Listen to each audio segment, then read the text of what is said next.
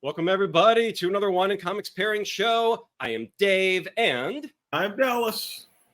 And we are here with another very special guest today, Brandon Ingram, the creator of Gallows Man, and as is going on Kickstarter right now, Tales from Town City. But let's bring him on so we can talk about this with looking at his face. Brandon, welcome to the Wine and Comics pairing show, my man. Thank you for having me. Yeah. So this is your. So I have a question actually for you. Get us started, because I don't really know your background as a comics creator, or like where you came from, how you got started. I know we've now prepping for this show. We've read Gallows Man. There have been 2 issues of that. Tales from Town City, which is the current Kickstarter going on as people are watching this or listening to this. If you're not too late, if you're watching this well after the fact, if it's within a couple of days of this actually hitting the internet, then it's probably still going on, or maybe within a week or 2. But that is a spin-off, kind of Gallows Man. You took background characters and gave them their own spotlight short stories. So it's a little bit of an anthology piece, though you wrote all the stories with a couple different artists. And you don't need to have read Gallows Man to enjoy this at all. Like, these are standalone stories of just characters that either, I don't know if it's just you wanted to know to spotlight them, or if you'd gotten feedback of people like, who the heck was that? Like, what is their story? That is interesting. You'll have to talk about that. But was Gallows Man your beginning? Or I noticed your publishing line that you founded is Dismay Comics, and there is a comic called Dismay. Give me the full title of that one. Yeah, Dismay Avenue. Yeah. Was that your very first one that you did? Did that kickstart Dismay Comics? It seems like that would make sense. Ultimately, yes. When it comes to like the first one I published, it was Gallows Man. The first ones I started working on was Dismay Avenue. This was early 2019. This was when I finally pushed myself into making comics, and I wanted to. It started off as a bucket list thing, like one comic. I'll do one comic, bucket list thing, and before I even got a whole like comic story back from an artist, I already knew like, oh crap, like this is going to be more than a bucket list thing. Like this is going to be me chasing that dragon the rest of my life. I love this too much. Yeah. So ultimately it was Dismay Avenue, working on Dismay Avenue. And I had the name. It took me hours within a day to come up with Dismay Avenue. And then it took me 10 to 15 minutes to come up with the Dismay Comics name, just bouncing off of Dismay Avenue, almost like a DC Comics and Detective Comics thing, like just use the first comic basically. And then eventually Gallows Man happened. That was the first one that was actually published and put out first. Okay. But you stuck with Dismay. Yeah. You're like, it's my name. It's what this is going to be. And you've done 2 Dismay Avenue issues as well at this point, and have those all gone through Kickstarter to date? Oh yeah. I've had Gallows Man 1, Gallows Man 2 on Kickstarter, Dismay Avenue 1, Dismay Avenue 2 on Kickstarter. I plan to do more issues of Dismay Avenue. Gallows Man, there'll be 2 more issues because it's a 4-issue miniseries. But I've been going through Kickstarter through all of these. Gotcha. Awesome. And Dismay Avenue, you mentioned, is that like your epic story? Is that the one that is just going to be going for quite some time, as Dismay far as Avenue, the plan in your head right now? It's ultimately like the lovers of horror, because I love horror. I grew up on horror. Even some horror movies, maybe not the best for like a 9 or 10-year-old to watch. Like, my parents didn't want me watching horror movies, but if me and my cousins went over to our uncle's house, our uncle didn't really care, to where I never watched a Saw movie at this point, but my cousin was like, let's rent Saw 3. And I watched Saw 3. And it's got some of the most like brutal kills in it. It's like, oh my gosh, guys' heads getting turned around and all that. It's wild. But even with that, I love stuff like the Twilight Zone and stuff. And Twilight Zone very much was the inspiration for me creating Dismay Avenue. These horror anthology tales that don't really focus on the gruesome, grotesque aspect of horror. Because a lot of with Dismay Avenue, there's psychological horror, there's cosmic horror, different things. Eventually, there might be some slasher horror in there because Dismay Avenue is a horror anthology. Each issue is its own thing. Issue 1 is one 40-page story. Issue 2 is 60 pages long, but it's 4 different stories. That's where I just get your horror stuff out. I get my horror fix in writing. Gotcha. I have it with Dismay Avenue. Awesome. Yeah. So full disclosure, that's the one series of Brandon's we haven't read yet. We've done Gallows Man. We've now read Tales from Town City. We're going to talk about those. But Dismay, when I saw the ads for it in the Gallows Man comics and Tales from Town City, it intrigued me because I was like, "Ooh, this one does not look like the others." Like this one. I was like, he's doing something else here, and I'm intrigued by it. Excuse me. I will definitely have to check that out as well. Yeah. Kind of have the fun, funny superhero golden age stuff, and then like scary pee your pants horror stuff. Right.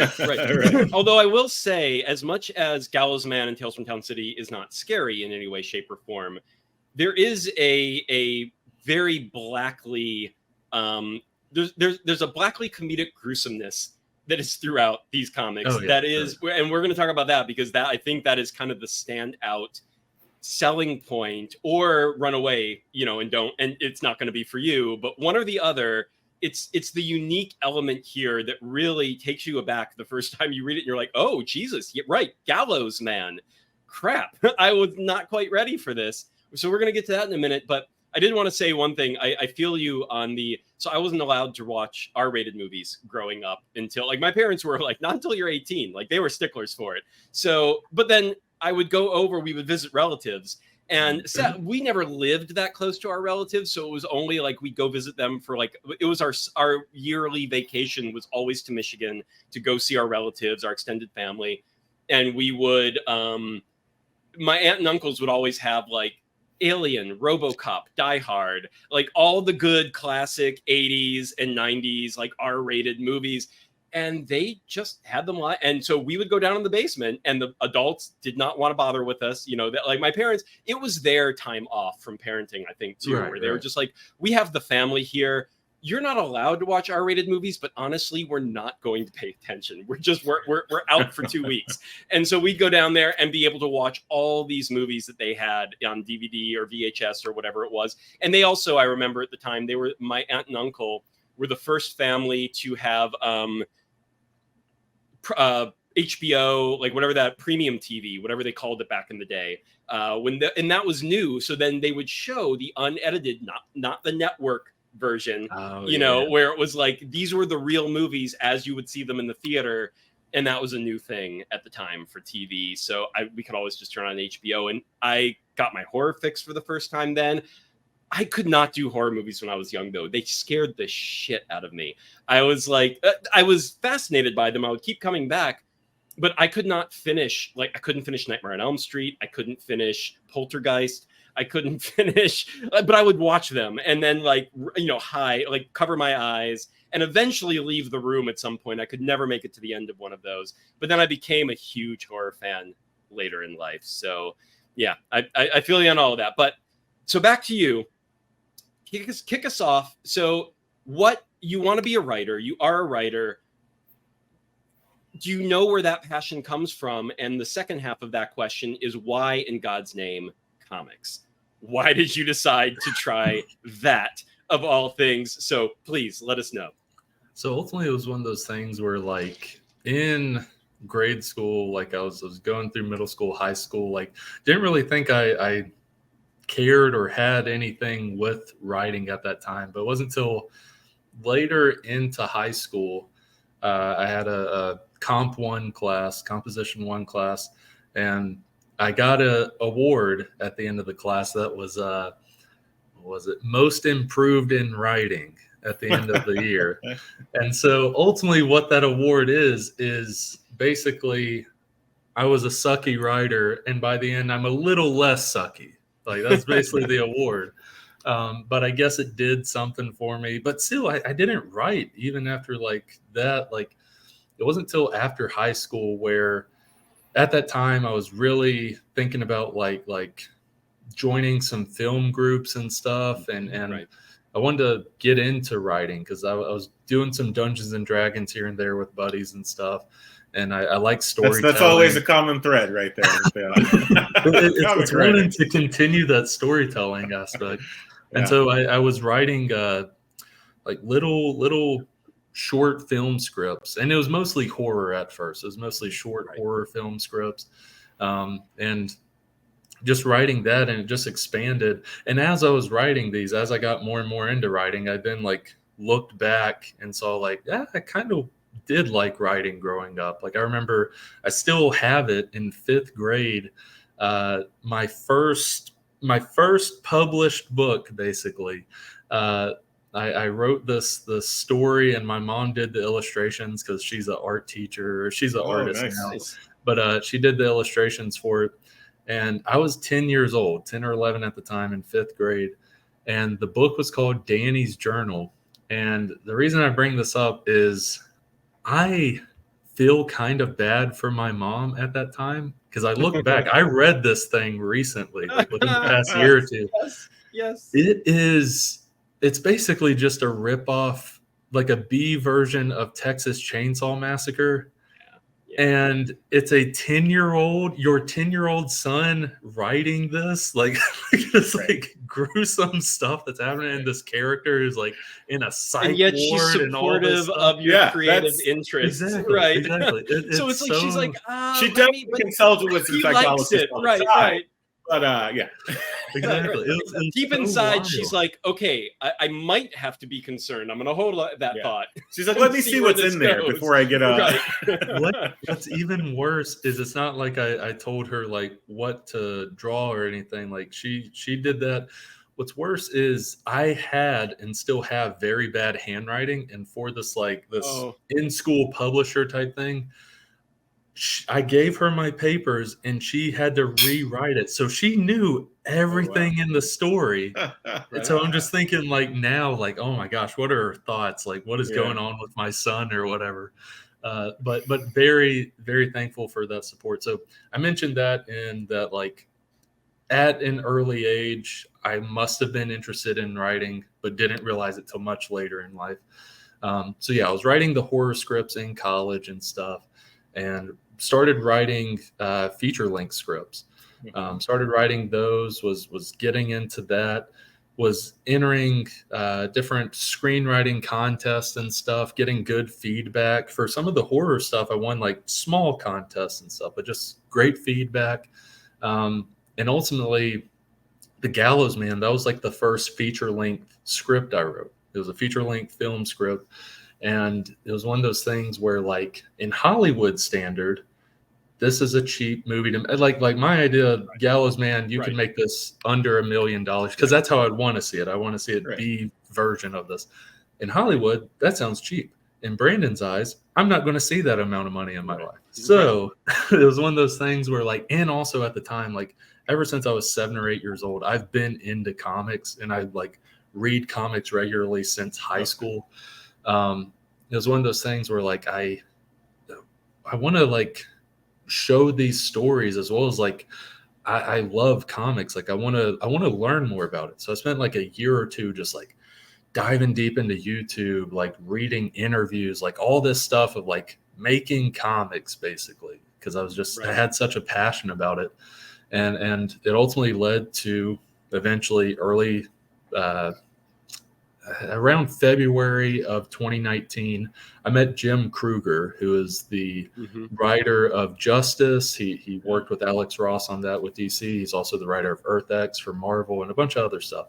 I met him not at a convention, had a great talk. And at that time, I was like, I had all this knowledge of like making comics, but I just hadn't done that push. I hadn't pushed the button. I didn't know if I wanted to push the button. I was scared, basically.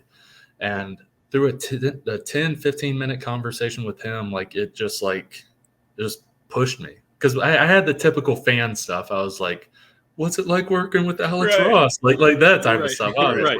But it was also like his journey, like him starting out, asking that sort of stuff. How does anyone get this thing? Exactly. Right? That's always that thing where you're like, you're on my radar now, But what was the actual? But there's probably all the stuff before I ever knew you existed. You're right. Exactly. Was it easy? Did you just fall into it? Was it 5 years of struggle? 10, 20? I don't know. So yeah, that's always exactly, and it's always kind of eye-opening to actually it hear is stories.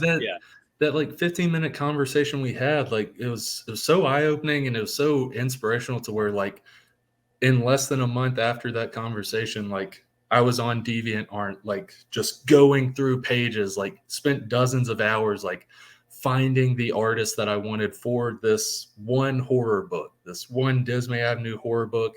And then a month or two later is me deciding like, it's going to be more than one book. I'm going to just keep doing this, and just kept going from there, basically. Good deal. Yeah. Thank you.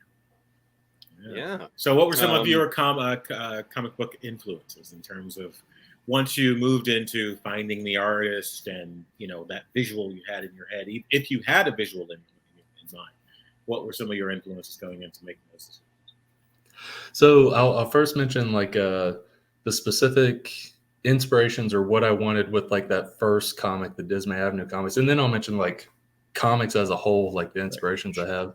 So with those Dismay Avenue comics, huge into Twilight Zone. And I wanted this to basically be like it's not Twilight Zone, but there's a lot of love from Twilight Zone that's there, even to the point where on the back of each of the Dismay Avenue books, hold on, I'm opening it up right now, getting it out of the floppy or out of the bagging board. Even on the back of these books, it even has my own cheap version of a Rod Serling intro. Nice. It says, "An unexpected turn brings you down an unknown road. No ordinary horrors are found down this road, only those of dismay." Yeah. So it's you even have the cadence down. You're nice. Thank you. Very nice. He knows what the voiceover will be when it comes to pass. Yeah. He's like, nope, that's not it. It was one of those things where like I had a lot of influence from that when writing the horror stuff, as well as specifically the art in these. Like this isn't me like trying to advertise this, but just go over it. Like, actually, that's precisely what this is. Yeah. So this is really, it should be. That is the point. Yeah, true. But this is like Dismay Avenue 2, and like the inspiration for some of these, like I'm a huge fan of Junji Ito, like the mangaka. He's when it comes to Japanese horror, like the guy's number one.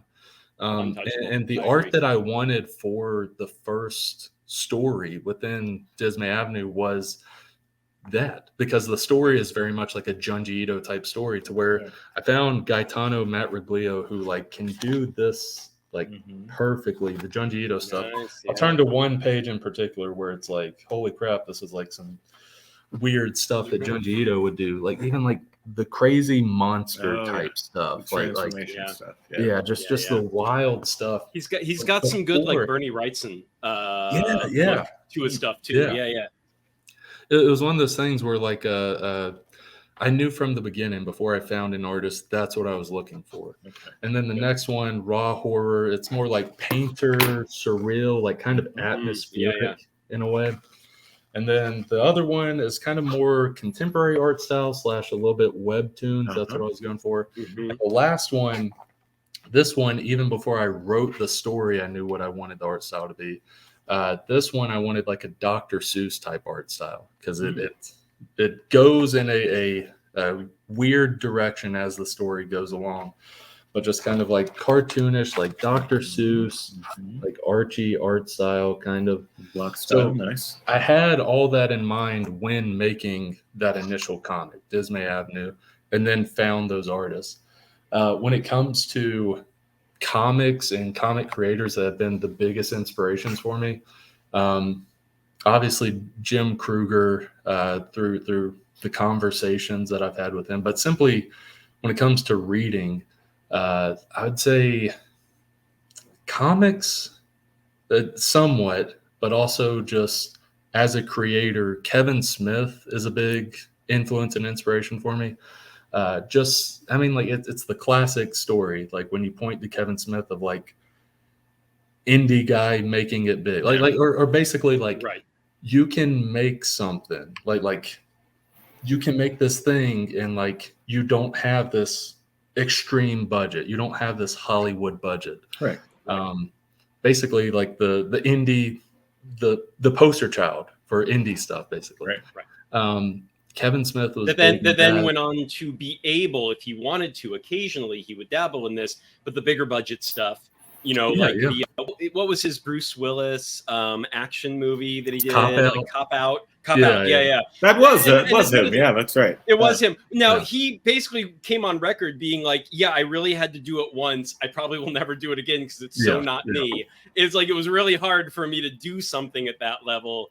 But he has risen to the point where he can have those keys to that kingdom if he wanted to. I mean, now that he's done it once, and Cop Out wasn't exactly a gigantic success, so maybe he doesn't have those keys to that kingdom anymore. But even with his indie stuff, like sometimes he will do a bigger budgeted, not sort of on the Hollywood spectrum, but even on the indie side, like his horror trilogy, like Tusk, and things like that, where it's like, okay, that's not Clerks level budget. That is something a little bigger than that. So he's got a range, and he's got a range too. I think he has a unique voice. He's definitely an auteur in that way that people say, where it's like when a Kevin Smith movie is made, you can watch the first 5 minutes and you're like, this feels like Kevin Smith. Like, you just know from the dialogue, from the style of the shooting, and it like just feels very him.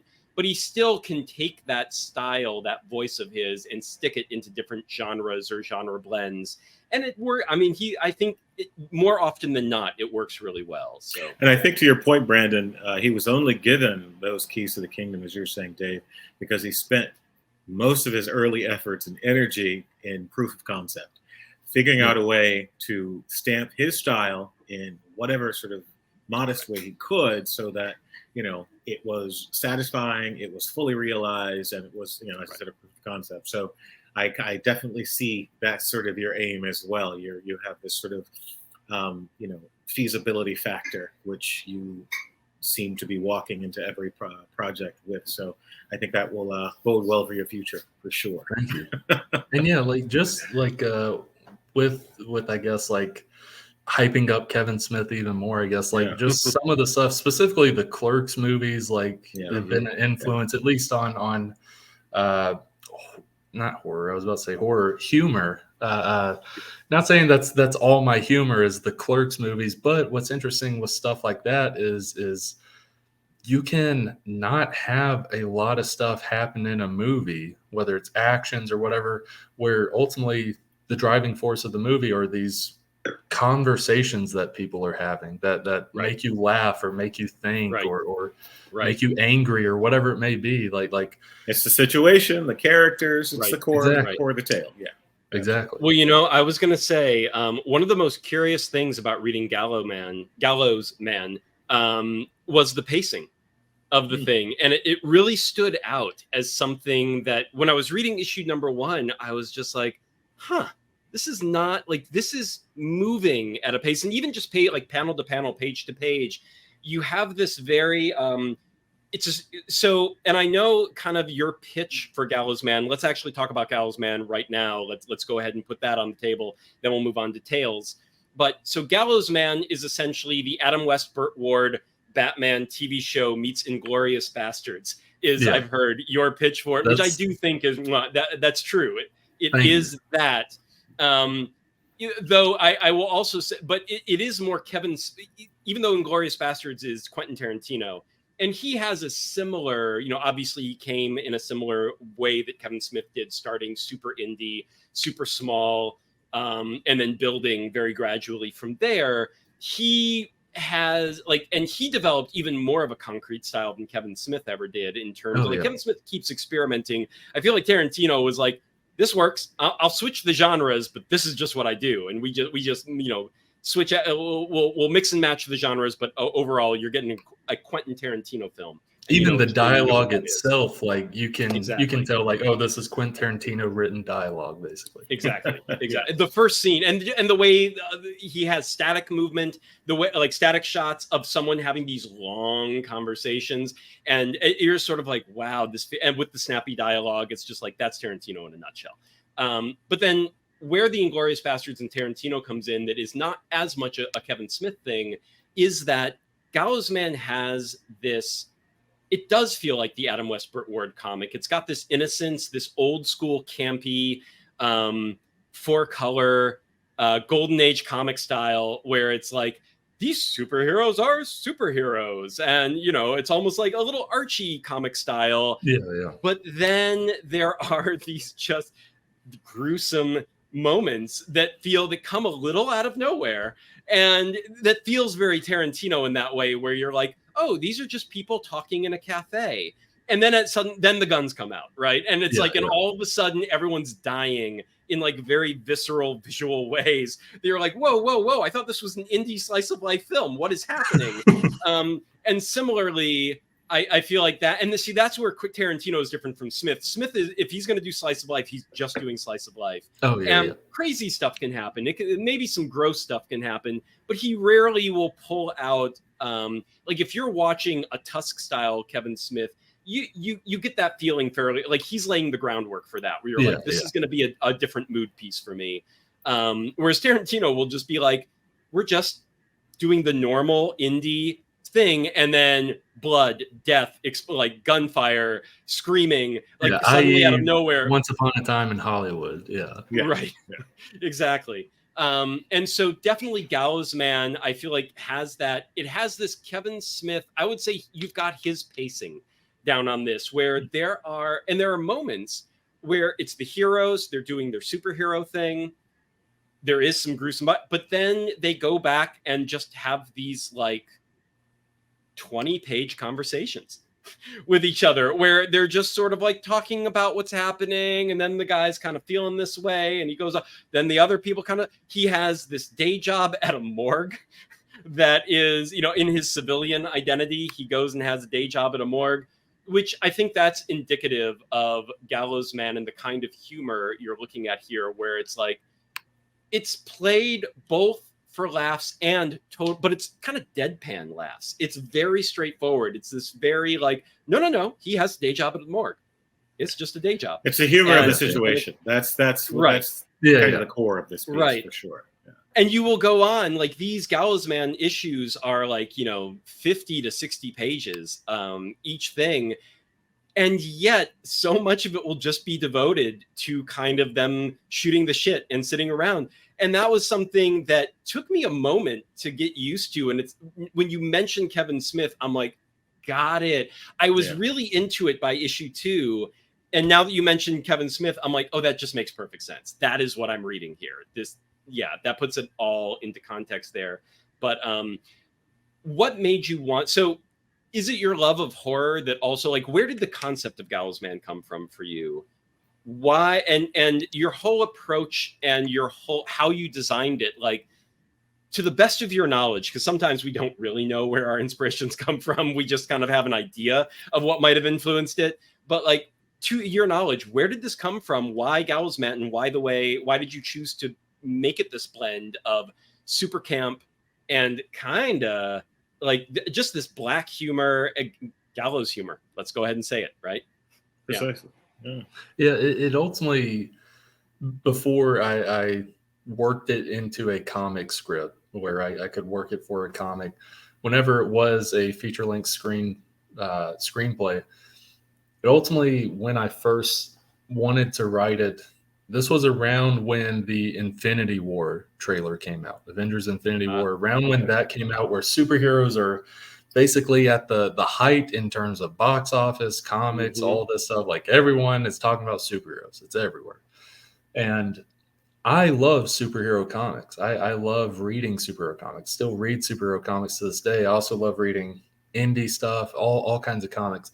But with superhero comics being so big and there's so much superhero stuff out there, if I wanted to write a superhero comic, I wanted it to be like at least somewhat different from everything out there. Not saying like Gallows Man is completely original, but just something that like sets it apart from the standard superhero thing. And it ultimately came back to me looking at 1960s Adam West Batman memes. Like, I was just scrolling through and see him holding the bombs. Like, you can never you can never find a place to get rid of a bomb, that sort of stuff. Like, seeing different stuff, the dancing, all that stuff. Like, I was like, man, because also keep in mind this is Well, and the around bomb is always that 2017. classic like circle with the And thing. that And even plays into Gallows Man too. Like I yes, had those yes, type of bombs. yes, But also with 2017, when it came to comics and specifically comic book movies, if you look at DC, they were going for the dark and the serious, and like I like that. I like me some dark and serious superhero stuff, but it's like you can have fun with these characters as well. So it was like just trying to harken back to a time where it's just fun and goofy. Just harken back to that, but also like do a little spin on it where it's like Adam West Batman in that show or the movie, whenever a punch happens and like right before the punch connects, it's pow or bang or whatever. And then you see the aftermath and the villain's like on their butt or whatever. right. Or they're in handcuffs. I was basically, the initial thing was like that, you have that where it's the pow and like big pow pops up, but you see the aftermath and it's a broken neck or a broken back or broken leg or what, like vicious, violent, like violence with this, all while keeping like that. Great job! Like we did it today. Good job, sport. Like that type of mentality. Which is another layer of the joke, to be honest. Right. And I think because you mix those three different disparate styles, that popcorn style, that sort of Tarantino thing, that joke is sort of the possibility for that comedy, that humor is kind of endless because it does become the core of the world that you set up. So, good job on that for sure. Right. Well, and I even love. We'll segue into this for Tales a bit more in just a bit, but two of the characters that you feature in Tales from Town City, two of the sort of side characters from Gallows Man #2, the hypnotist guy with the tinfoil hat and the pirate. I found it's great because in the Gallows Man, when they show up, he's talking. So Gallows Man has his sidekick as well, who Newsboy. Am I going to remember the name correctly? Newsboy. So it's Gallows Man and Newsboy. A little executioner, basically. Yep. They both are. So, yeah. Big executioner, little executioner. And they're happy to pull those new. I mean, that's what they do. They pull the nooses out right away. Like you're just trying to run away, and you know you get it. There is some darkness to this comic. It is interesting. It's not going to be for everybody, but if you like black humor, I mean, I think it's the selling point of the comic. I think it's the thing that really makes it stand out. And I also that's where, Oh, I'm sorry. I wanted to mention with like the Gallows Man and the Town City world, like ultimately fun comics. And if you want to try to dig deeper into it, you can like ultimately Gallows Man's like kind of like desensitization of violence, like within our culture, but also harkening back to the golden age period where you literally had heroes and superheroes like killing muggers and various people. And you had a little 5-year-old reading back then, like, yeah, I want to be like this guy. Absolutely. This guy rocks. They were morality tales. I mean, they were ethical, right. And there were no shades of gray. Right. Exactly. And I think and this is like the Tales from Town or Town City itself, as well as the Gallows Man, is like the hyperization of that. Like, what if the society as a whole was like that, where you have a newscaster or a radio announcer who's like, the Gallows Man and Newsboy, they did it again. Like got the bad guys. Like everyone's that hyperization of it, kind of. Right. And just to wrap up that point of the hypnotist guy and the pirate guy, you mentioned how it's like their crime is like basically coupon fraud, for lack of a better term. And it's sort of, and like Newsboys takes it very seriously when Gallows Man mentions that, and he's like, "Oh, let's go hang those people." And it's just sort of like, oh my God, like, right. This is not, but that has always been one of the issues, I think, with hero tales. Because even if you go back to like 80s action heroes of like the Schwarzeneggers and the Bruce Willises and the Stallone, maybe not the Rockies, but the Rambos. And it's just sort of like the bad guys are always in need of killing, and in horrible, messed up ways. And sometimes the movie would go out of its way to show you why these bad guys were that bad but not always. Sometimes it would just be like, they're the villains. This is going to be horrific. but you're going to cheer for it. And going back to that time, to those times, and like seeing what we looked as heroic figures and their heroic actions, we've come a long way in terms of like second guessing ourselves and our moral perches, and being like, okay, maybe this is, people should not be this sure of themselves to be able to allow these to be like the first reaction to anything that's bad, especially when it's like theft and things like that, where it's like, you know, there are so many things where it's like, okay, they're not doing anything this bad. Why are we willing to do something that bad to them? And Gallows Man, it is a great way to show that, because even his day job at the morgue is like, then all the dead bodies show up at the morgue. Right. And you can see more desensitization of like how much they really don't care that all these bodies are dead. And, you know, it's like, they're eating their food around it. Like, right, exactly. It's just another day at the morgue in Town City, you know, kind of a thing. And it's, I really appreciated that of those comments. Yeah. So let's talk about Tales from Town City. And I think when we get to this, let me share my screen. We'll share the Kickstarter page here. Here we go. All right. So we've got, this is a Golden Age superhero dark comedy. I'm glad you put that right up front, because there will be, so you'll see even from this sort of preview picture of what are essentially the super pets. They have a specific term. We'll get to that in a minute. But what's happening here might be a little more than you'd expect from super pets attacking whoever they think the bad guys are. But here they are in proper Tales from Town City #1. Here's kind of a cover. Now, Romero, so this is a new artist that you started working with, or I'm assuming you didn't work with him on the Dismay stories, right? Was this your first time working with? Is it Juan Romero? Yep. Juan Romero is the first time I started working with them, which actually I was a fan of his before I started working with them. That's how I found out. Was Steve Urena has a book called Slowpokes, and I really like Slowpokes, and whenever writing Fierce Pets, I remembered Juan and how like he can do animals killing humans, that type of violence in comics. He can do that well as make it comedic. So when I was writing Fierce Pets, I was like, I got to get Juan on this because I know he can do, like, that was his portfolio. Like seeing Slowpokes is like, I know the guy can do it. Like, right. And did you make sure to include a sloth just for Ron after Slowpokes? That was ultimately what it was it was one of those things where most of these animals have like a reason. Like the walrus, at that time I had rewatched Tusk, so I wanted to have a walrus in there. The sloth was like kind of like going back to Slowpokes, where it's like, hey, he did a sloth. Like, I love seeing killer sloths, that sort of stuff.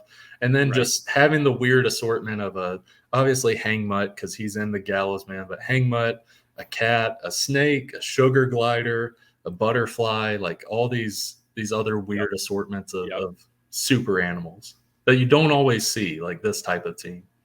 Absolutely.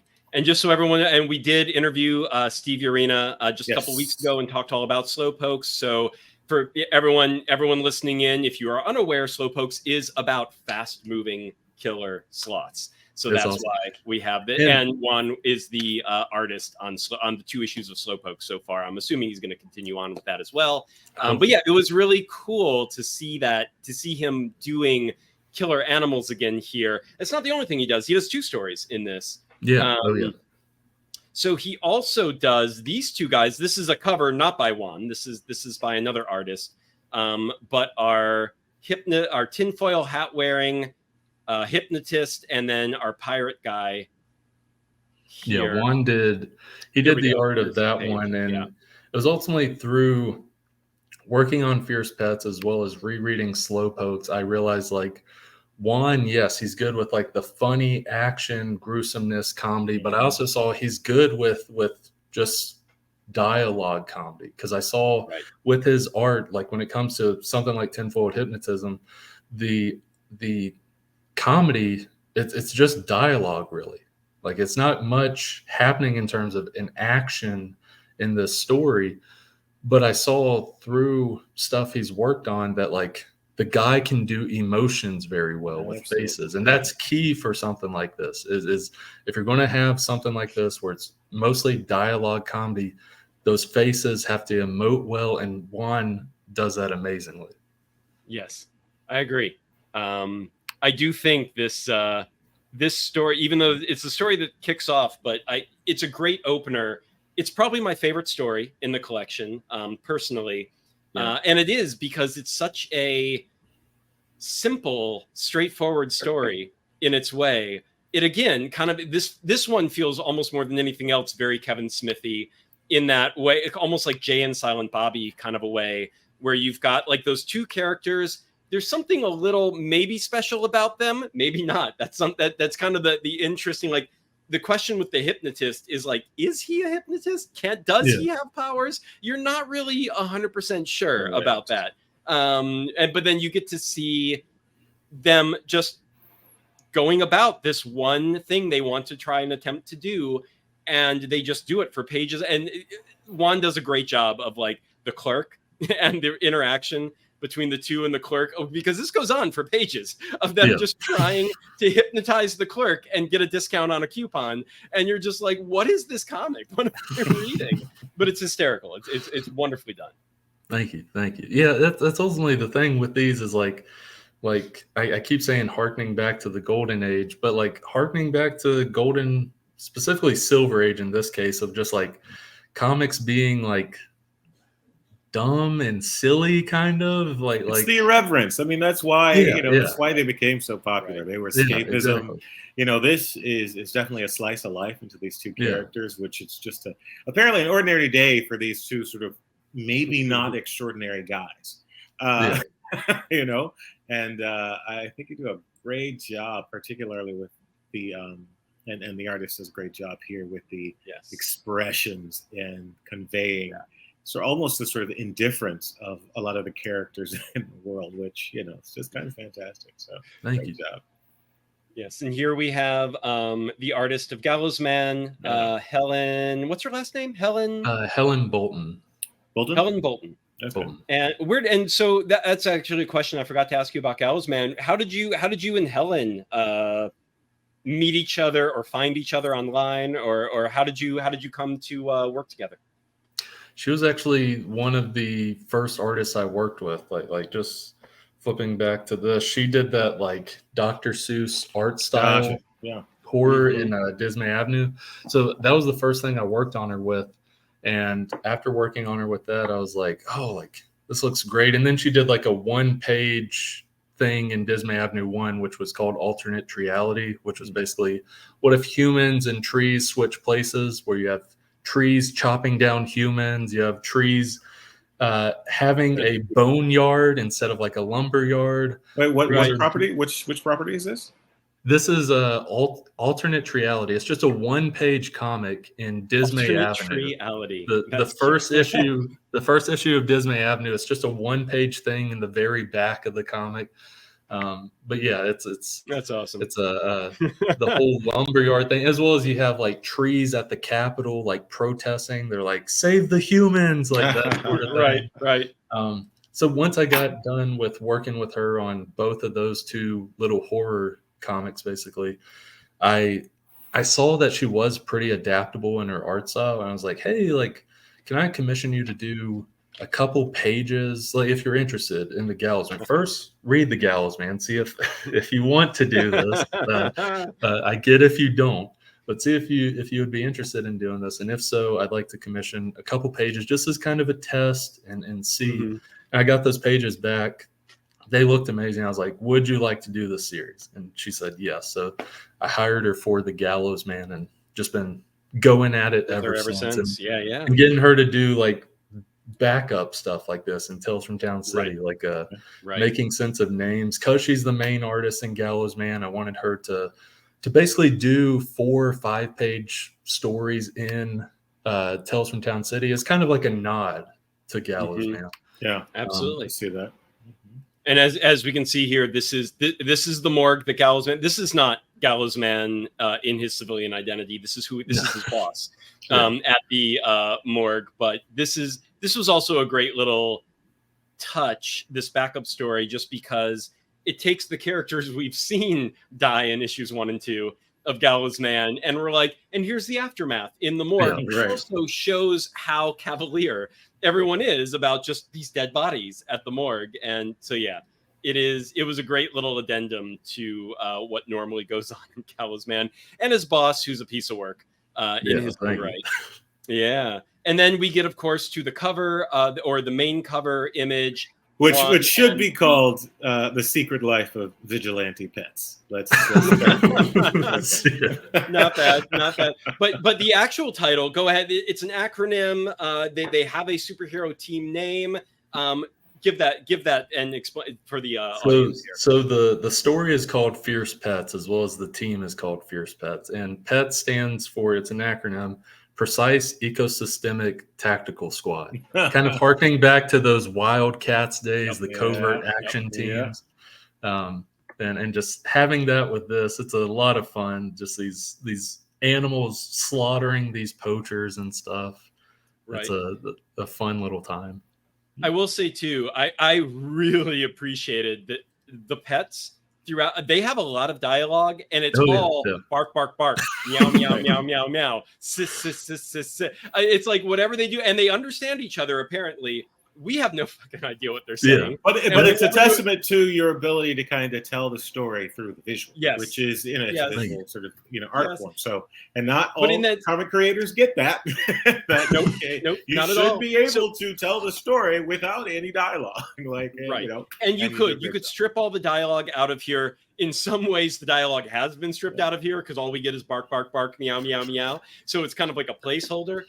But also in that same, I felt like, because it's not this, it's the page right after this one in the comic itself. So it's not the whole page. It goes on for the entire, and it's meow, meow, meow, meow, meow, meow, meow, bark, bark, bark, bark, bark, bark, meow, meow, meow, meow, meow. And I'm just like, this is hysterical because you lean so hard into it and just embrace it. And you're like, this is a dialogue page. This is a proper indie film. These two characters are talking to each other, but we don't understand a word of it. It's just them barking and meowing at each other. And I was like, all right, that's pretty fucking fantastic. I love that. It's almost, it's not 9 panels, but it's set up, at least in the beginning, like the 9-panel Watchmen grid, basically. Back and forth. You have Hangmutt talking, bark, bark, bark, bark, bark. The cat, meow, meow, meow, meow, meow. Then bark, bark, bark, question mark, meow, meow, meow, meow, exclamation mark. And the thing is, when I first wrote this, like I did have dialogue for them, but I knew from the beginning I was going to take each word out and put the animal noise in. So my next question was going to be, is there like a behind the scenes script of what the dialogue is that these pets are saying to each other, or saying throughout the story? Is that something that is that part of a pledge tier? Can people get that script at any point, or what are your thoughts there? I've had a few people ask this. I would say yes, if it wasn't for something I did. Whenever I wrote this, I had the dialogue and stuff written out, and then I traded the animal noises out and stuff. I never actually saved that dialogue on. So whenever I was trading the animal noises out, I saved that, and it's like, oh, it's gone. But I'm ultimately kind of okay with that, because I do like, ultimately, if someone was like, hey, tell me exactly what everything is being said, I'll tell them. I know at least 90% of each word that's being said. I still remember that.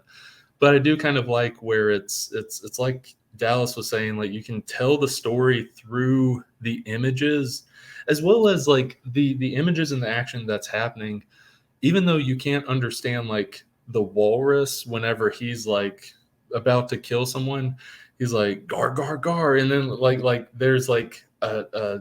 and there's like a pause, and he sinks his tusk into the person and lets out like a gar. Like in those instances, it's like, as the reader, you don't know what the person's saying, what the animal's saying, but you're like, oh, he just let out like some like action one-liner, or he let out like some dark stuff, like stuff like that. So I kind of like that, not entirely saying like I love people being able to interpret it, but I do kind of like that. Like ultimately you do know what is being said, at least in that one page where it's the dog and cat talking the whole time.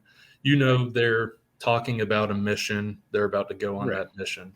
But I do like seeing some people, the specific dialogue, what they think that specific dialogue is. And that's just fun.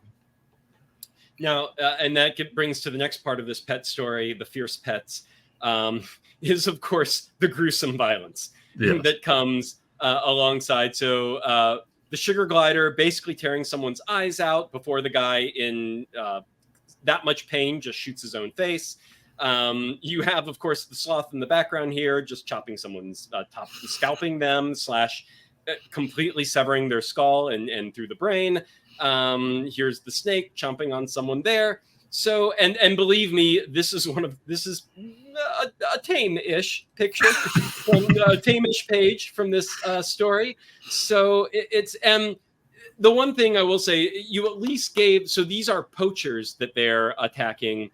And at the very least you did and it's funny, you mentioned the alternate triality thing earlier. It's kind of simple. So, you know, it's like trees versus humans. And in this case, the poachers were just about to slaughter a bunch of animals. So it's like, it is, at least in this case, unlike normally in Gallows Man, there is a certain amount of parity with the consequences, where it's like, you're going to slaughter animals, now the animals slaughter you, kind of a thing. So it's like, at least that matches up a little bit better, but nonetheless, it still kind of takes you by surprise. And Juan's, I think this is true in Slowpokes, this is true here. Juan's artwork has enough of a gentle, cartoony quality to it that when violence starts, it does take you by surprise. It's not what you expect that artwork style. It's not where you expect it to go. And then, but now he's starting to really, between Slowpokes and this, I feel like now I do expect it to go. When I see pages by him, I'm like, when I watched the pirate and the tinfoil hypnotist story, I was like, oh, that was very gentle. That just stayed gentle. Where was the turn? No one died. No one got mutilated. That's shocking, actually. So yeah, so then there's that. We of course have a Fierce Pets T-shirt that you can get here on the Kickstarter, which I do love. This, I mean, that image right there of them as a team, that is a great image. So good job putting that on a T-shirt. I think that's going to be a hit. And yeah, this Kickstarter is going on until, should be up here until October 5th. Yeah, there you go. So you guys got until then. It is already funded. They are already well above their funding goals. So for those of you, if you're familiar with Kickstarter, you know how it works. You can pledge at any point. You don't get charged until it ends on October 5th. And then on October 5th, or within 24 hours or so, they collect your money, and then away you go. So as well as we've met the funding goal, as well as the book is completely done. So it's confirmed that if you pledge, you will get the book. Right. Like, we've hit the funding goal. The book is completely done. As soon as the Kickstarter's over, I'm sending it to print. Like you will be getting the book. No unfulfilled promises. Exactly. It's not like I drew a stick figure concept picture and was like, I'm going to turn this into a 32-page comic. Pay me, please. Like, no, the book is done. And the only way to get it will be through the Kickstarter. To get it online, it's only going to be available through the Kickstarter. I don't sell my stuff online on any website. I don't have a website or anything like that. So only way to get it is through the Kickstarter. Yeah. There you go. So get it while it's still live until October 5th. If you're after the fact, look for Brandon's next Kickstarter whenever that drops, because a lot of the times, I'm assuming this is going to be the way. You can get the Gallows Man issues here on the Tales from Town City. I believe are the old issues of Dismay available to in this Dismay Avenue 1 and 2, they're available in the add-on section. So once you in the add-on section, click your tier, you can add those comics to your tier. Yeah, perfect. Yep. So they're all available digitally, physically, however you prefer.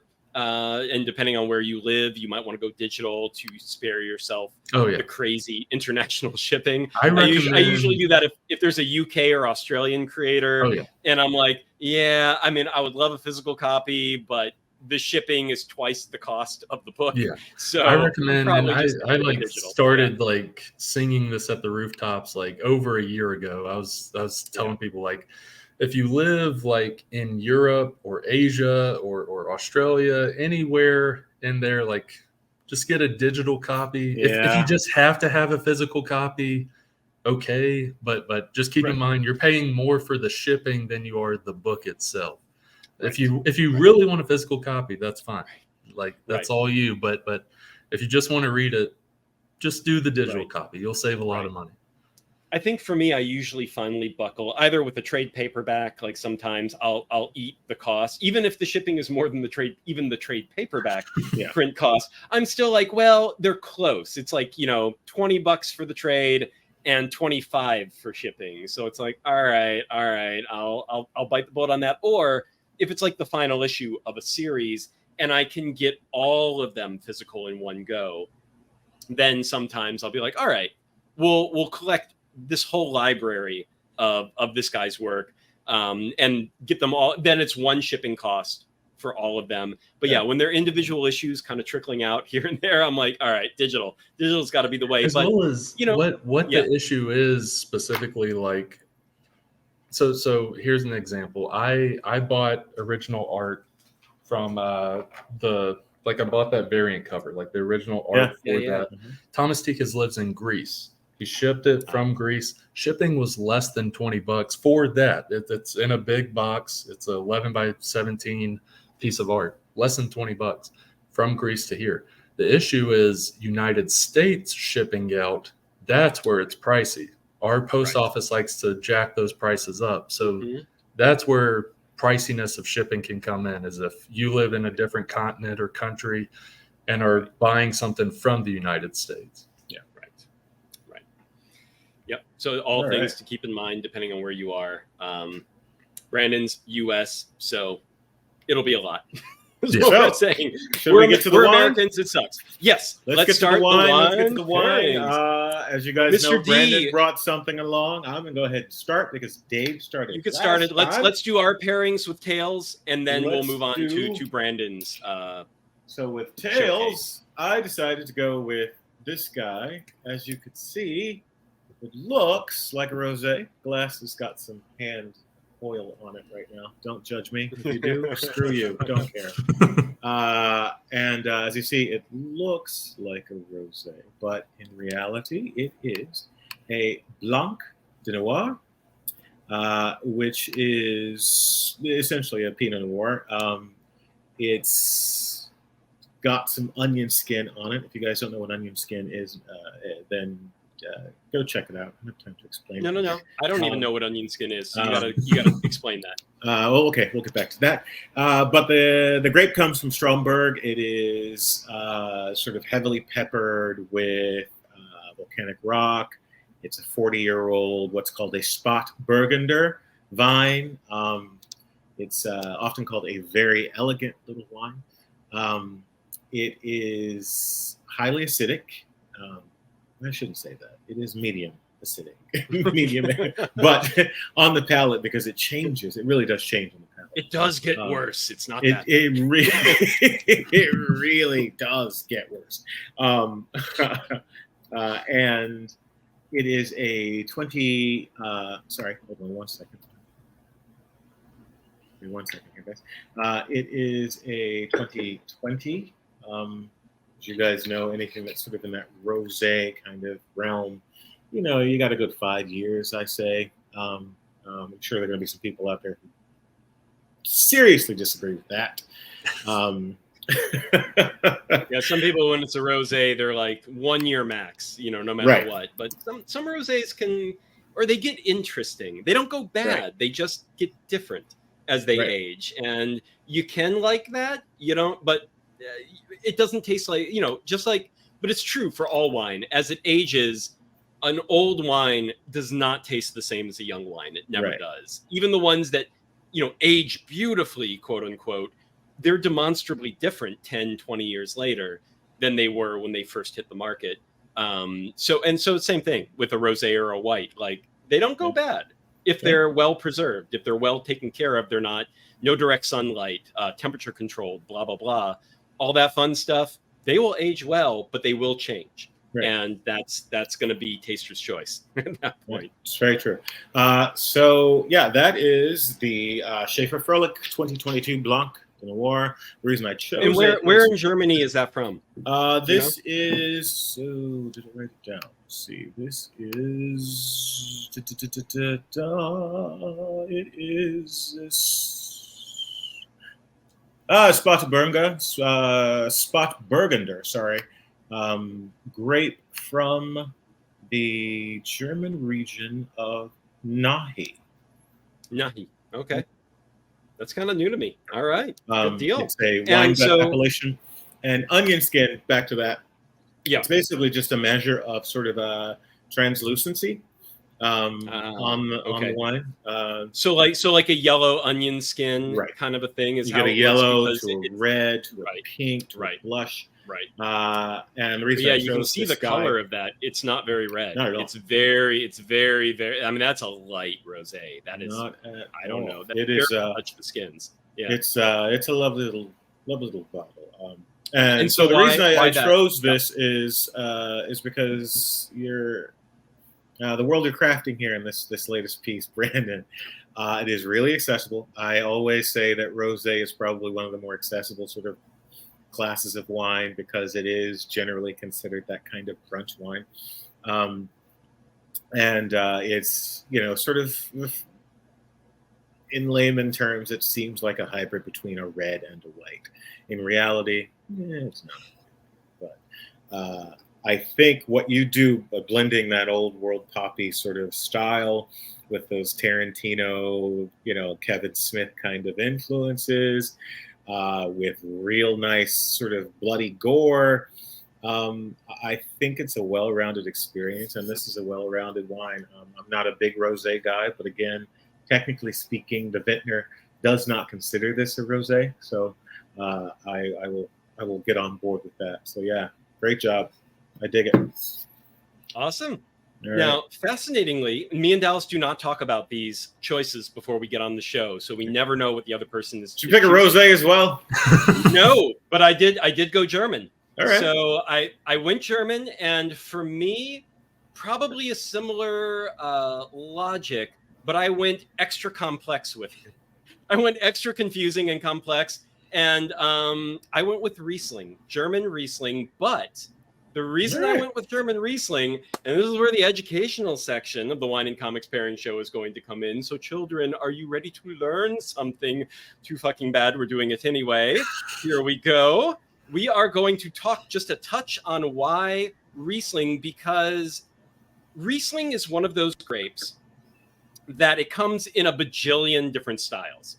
And for the most part, those bajillion different styles are mostly having... Shout out to Wine Folly. Go on. Wine Folly. Yes, we are showing you the Wine Folly site because they have the most excellent, like, in one view graphs that they put together on these things. So this is like the German classification system. It's complex AF. But what it basically breaks down to is how sweet the wine is. And it goes all the way from Trocken, which is your dry, for the most part, what we consider perfectly dry. Like, there might be a touch of residual sugar, but very, very little. And it's usually... By the way, this is a Trocken. Trocken. That's a Trocken. So he went with dry. And then you've got Haupttrocken, Feinherb. I don't know if I'm pronouncing this correct, by the way, but I'm going to give him... You are not. Lieblich, and Süß. And Süß is like when you're into dessert wine. And if you're in the Mosel, they actually have slightly different. They go with Kabinett, Spatlis, Oslis, Björn Oslis, Trocken Björn Oslis, and Eiswein, which is of course ice wine, which is an ice wine is your sweetest. I mean, let's put this. It's dessert. It's dessert. It's dessert. I mean, it's beyond dessert though, because look, Süß, a sweet wine with more than 45 grams, and Eiswein, you're looking at 260 plus. So it's ice vine is basically, so that's when they pick the grapes frozen. They leave them on the vine, let winter come in, and just freeze the entire grape. They pick it at night so it cannot thaw, even when they're picking it, and they press it with all the water still in ice form, so you get sugar without the water. You are just pressing that fucking sugar out of the grape, and it is this concentrated, crazy syrupy. I mean, it is like drinking maple syrup. It is, but it's delicious maple syrup because it's got all the complex wine flavors that are in there on top of all that sweetness. So unlike maple syrup, which might be too much all on its own steam, no judgment if you are a person who just drinks maple syrup from a jug, more power to you. But this will be something for more kinds of people. If you've never had an ice wine before, I will say it doesn't come cheap in most cases. There's a really nice ice wine I get at Bevmo right now that's like $20 a half bottle, and they usually come in half bottles because of how pricey it is. But most half bottles of ice wine are gonna run you between like $40 to $80 just for the half bottle. Like it's up there with like liquor, like a full bottle of liquor, because of how much time it takes and how difficult it is to make. And by the time they're releasing it, I mean, that thing, but you also drink it very slow, like liquor. You don't just chug that stuff. You are pouring tiny little aperitif glasses and sipping it because of just how bloody sweet it is. But it is an experience. And I have never met a person in my life, even if you're not into wine, ice wine is something kind of like that perfectly mixed cocktail. Like everyone likes it. It's just that well made, that delicious, wonderfully sweet, but has plenty of acidity, plenty of complex flavors, and on top of that sweetness. So it's not just like, oh, I don't like sweet things. Trust me, this is an experience. You will dig it, but it doesn't come cheap. So I would not, ideally for me. So the reason I chose Riesling and all these crazy different levels of Riesling, Gallows Man and Tales from Town City, we've mentioned how much it has this surprising amount of black gallows humor in it.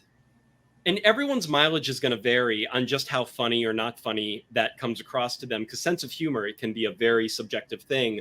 But I feel like you need a level of sweetness to go with that complexity of what's going on in the comic itself. And there is a complexity with that kind of classic pulpy Archie style innocence, with then this dark, blackly comedic, almost deadpan humor that's going on all throughout. That is almost Tarantino levels of violence and gruesomeness. And so you want this blend of the complexity, the dryness, but you want that sweetness. For me personally, I would go with something around that Kabinett level, where it's like, it's not dry, it's more than off dry. It's in that semi-sweet, what the English would call it, where it's like, it's got some, like, you will taste the sweetness, but it's not overpowering sweetness. It is still at this level where there's plenty of other elements going on in the wine. You've got that acidity, you've got the complexities that come with something like a Riesling. I would go for that middle of the road one, where it's just that perfect balance between sweet and dry. But you can also, if it's not your thing and you're like, no, this comic is mostly straightforward, it's just got touches of humor, I want to go for off dry, I want to go for dry, I want to go for frickin' ice vine, like whatever suits you, whatever you take for this comic. I think Riesling just it's one of the few wines that consistently comes in all these levels, and you can find most of these levels. You might have to go to a wine store and not just like your grocery store or something like that to find all these. Go to a grocery store, you're only going to find one or two options. But if you go to a wine shop, you will find almost all of these on display. Just ask the clerk whichever one you think you want. So Riesling, whatever your druthers, that's going to match, I think, the blend of humor and seriousness, the weird medley of flavors and tones and styles that are going on in Gallows Man and Tales from Town City. So that is my recommendation right there. All right. I'm going to stop my share. And I did have, I didn't have a cabinet on hand. I only had a Trocken Riesling. So I do have this Riesling, and this is another term, not going to pronounce it right, but Grosse Gewachs. And that is a great growth. And that means it's like top of the class of this particular winery. Whatever they think the best thing that year they're putting out is the best grapes, the best parcels, they stick that term on it. And that means you're getting some good shit. And this is only like, this was like a $22 bottle of wine. So it didn't even like jack the price up by any stretch of the imagination. But this is a delicious Riesling. It is Trocken. It is perfectly dry. So that I would want one. Ideally, even though that's the one I have to display on camera right now, I think I would want to go out and find something more like a Kabinett where you are getting that extra sugar in there. All right. And that we've learned something today, kids. Nice. So there we go. All right. So Brandon, you brought a comic of your own that you want to showcase, and then a beverage that you paired it with. So take it away. Let us know what you got. So the comic I want to showcase is Rogues by Joshua Williamson. For those that don't really know this story, it's basically, this is the Black Label, DC Black Label, where it's these oversized issues. This is it collected. It's these oversized issues, beautiful art. You get to say like some bad words European here. Style pages, right? Something like that. It's like it's like a great finish. It's almost like magazine size pages. Basically, it's where they can have like some stories that aren't in continuity, as well as we get to say some bad words here and there if we want to. Like we don't have to stick to T+. Right. Even though Vertigo still exists technically, but is Black Label kind of like the new Vertigo for DC? Black Label is basically the new Vertigo, because you had Vertigo in the 90s. It boomed. It was also in the 2000s. It's pretty much gone. Like it's still there in terms of like publishing old trade paperbacks, but it's gone. Then they had Young Animal come out in like 2017, 2018. Gerard Way from My Chemical Romance. He was the head leader of that. They had great books, but sales tapered off eventually. That was kind of Vertigo. Now you have Black Label, which is like adult comics, but adult comics. Right. So this is an interesting tale. It follows Captain Cold from the Flash villains. Captain Cold, 10 years in the future. He is gotcha. Yeah, exactly. He got in trouble with the law, and they basically forced him to turn the straight and narrow. And he's been working a dead-end job for the past 10 years, hating life, basically being a regular guy. And he basically breaks bad and is like, I got to get the rogues back together. Let's do one last job, one last heist. And so the job is, the heist we're going to do is we're going to go to Gorilla City. We're going to, there's gold in them jungles. We're going to go there. We're going to go to Gorilla City. Yeah. And we're going to get the gold that is there in Gorilla City. That's our last heist. And we're going to live our days out happily. So my pairing with this book also ties with me reading this book, how I have been reading it. I'm only halfway through. It's good. It's not awesome. It's not great. It's a pretty good book. So far, is there room for it to become awesome? Possibly, because here's the thing. I haven't got to the heist yet. They're literally like, the next issue, they're going to jump into the heist. All right. So Act 1 is just it. Exactly. Right. It's been the build up. It's been the build up to the heist itself. It has sometimes the build up's the best part, though. Unfortunately, unfortunately, sometimes the build up, you're like, this is right. You're like, this is amazing. I can't wait for the heist. And the moment. Then you get there and you're like, oh, not worth. This kind of sucks. Yeah. I got a feeling it'll be good. I've heard good things, but I like Joshua Williamson. Yeah, but me personally, I wouldn't say any of his books are awesome or amazing. None of them are bad, though. Joshua Williamson is perfect for like a 3.5 out of 5 or a 4 Joshua, out of 5. if you're watching. No. I'll say this. Joshua Williamson, you are great with consistency when it comes to quality. Like I haven't read a bad Joshua Williamson. That's nice. I haven't read an amazing Joshua Williamson. That's great. Book, You may need to I'm go gonna to say that politics, even- my friend. That was I was going to expert say level. the next time I actually authentically hate someone's writing because it's always a 1-star Right. writer for me, I'm going to be like, you are consistent with quality of writing. Consistent with your work. Yes. But Perfect. Mwah. so you have this book. It's good, not amazing, not great. My pairing with it also deals with the cover, but there's also other stuff I'll tie in with it. Okay. Mountain Dew. Mountain Dew is my pairing with Rogues because one kind of matches the color. I don't have Baja Blast. Baja Blast would have matched better with Rogues in terms of the color. But Mountain Dew is not amazing. It's not great. It's good when you find the time to just randomly pick up and drink it. Similar to this book. I found the time to finally hi, pick Mountain up Dew, and if read you're this out there. Well, yeah, there's an easy fix to all of this. Just get hard Mountain Dew, which does That's right. exist now. And after one can, you're going to think it's pretty fucking amazing. That's right. And we'll just keep There going we from there. So it will change your mind about how good Mountain Dew can be. Exactly. But yeah, it was one of those things where like You might even change your mind about how good the comic is. I've had this like since December in like the plastic wrap, and I finally opened it up yesterday or the day before, started reading it, and it's good. It's good. Same with Mountain Dew. I haven't had Mountain Dew in forever. And so it was one of those things Nice. where it's like, oh, like it's not bad. It's not amazing. And you're It's like, good. they're the same. It's good. It's good. They're Like, cinematic I love it. parallels, I huh? love it. I love it. but that's ultimately my pairing, as well as, again, this isn't Joshua Williamson's fault. When I was reading it, the Black Label books, how they do the issues are usually like 48 pages or longer. Like they're long pages, they're big pages, so there's more panels and stuff.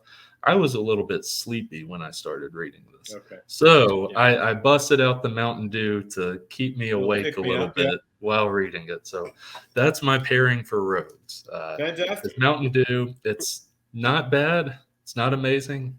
It's good. And get something that'll keep you awake because it'll put you to sleep. No. Oh, stop it. But we love it. But you know, it's interesting. The Black Label stuff. So I have not read any Black Label from DC yet, but I did commit to 2 series. I got all of Nice House on the Lake series, and then I got, or I'm getting all of. I have everything up till now, and I'm gonna finish it. But the Danger Street one has been coming out, because that one just sounded intriguing. Like I'm like, I think I'm gonna really enjoy that. But I like to wait until, just like you got the full trade collection, like I like to wait till it's done, and then I'll dive in. But to support them, I was getting them issue. I pre-ordered them. I've been getting them issue by issue, and because I've been coming, and I'm like, Oh, that's Tom King. Okay. that's Tom King. I was trying to think. Yeah, I love Tom King stuff, and well, it's all I like the obscure, the super obscure DC. It's like Warlock, the Creeper, like all those people that you're like, yes, and then all battling Dark Side. I actually don't know how to pronounce his what the proper way to pronounce his name is. And I've never seen the Justice League movie, so that probably would have told me. But whoever that guy was. So I'm like, that's a weird it's one of those cool mismatches where it's like all the characters that could never take on this big villain, kind of in this weird occultish black, like even the story itself seems structured in a somewhat elevated literary way, for lack of a better way to say it, where I'm like, I don't know how good it's going to be, fingers crossed, but I'm all in on someone who wanted to make this comic. I'm like, I feel like this comic should exist no matter how good I decided it is once I actually read it all. Yeah. So I've just been kind of going for it. But yeah, Black Label is one of those where I have not actually read anything yet, but the series they've been putting out, even though they don't put out that much, they're very like, it's not like the heyday of Vertigo where they exploded and there was just, 20 monthly titles at any given time. I mean, there seems to be like 1 or 2 at any given time. It also might be like DC realizing that we have to make new special long boxes for these giant sized comics that don't fit in regular long boxes. And we gotta make special bag and boards and all that. Right. Interestingly, maybe they stopped doing this after Rogues or whatever they were doing earlier, because both Danger Street and Nice House, normal sized, completely your generic US size comics. So maybe that was something. They were like, oh no, this was we were getting ahead of ourselves with this maybe a little bit, and like people are having issues with it. I don't know, but issues with it. But yeah. But anywho, with Danger Street, I wanted to mention Tom King. Yeah. Like is when it comes to the minor characters of Marvel, DC, whatever, Tom King excels at that. His Batman run has some hit or miss stuff in it, but when it comes to minor characters like Mr. Miracle, that's one of my favorite comics in general. Tom King wrote that. Omega Man. Strange Adventures is good. I'm a bit iffy on the ending, but Tom King is great for those like C-list characters. Cool. Yeah, this will be my first Tom King. When I finally read the whole thing sitting down, I kind of cold turkeyed stopped Marvel. Pretty much Marvel and DC, sorry. So the big two. I kind of walked away from both of them around like 2008. So so I spent like a decade and change reading nothing. I think it was Final Crisis. Like that one broke me, and I was just like, oh, too many crises. I think Marvel was doing not Civil War, but what came after it? The Invasion, Secret Invasion. So Marvel was into Secret Invasion. DC was doing Final Crisis. I'd been reading comics for decades at this point. I'd been through I do love it, all the Infinity Gauntlet stuff back in the day, Infinity War, all the Infinity stuff they were doing.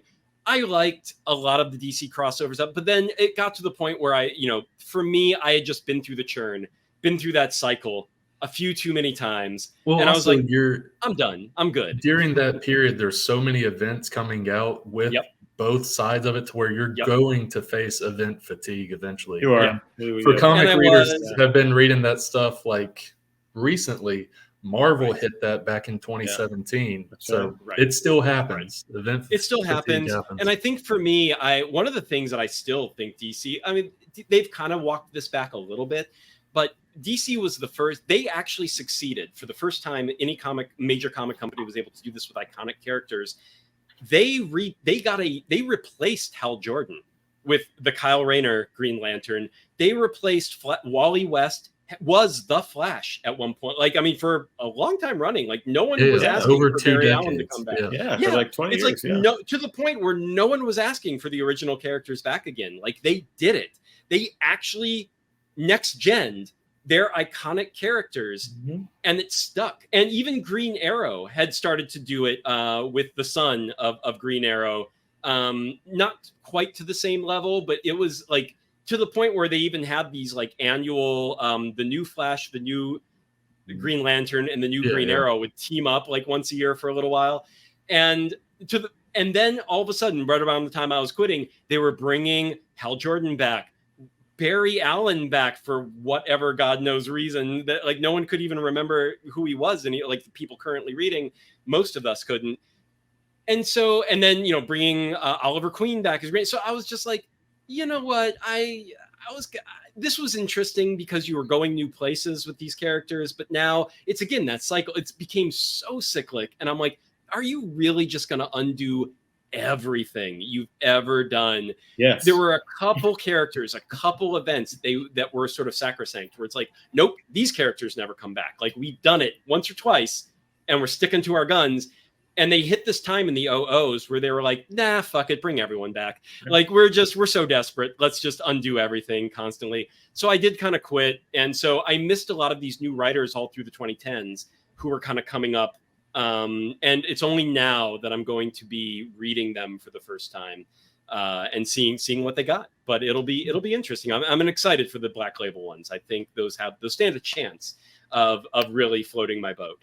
The Black Label one to keep your eye on is Wonder Woman Dead Planet.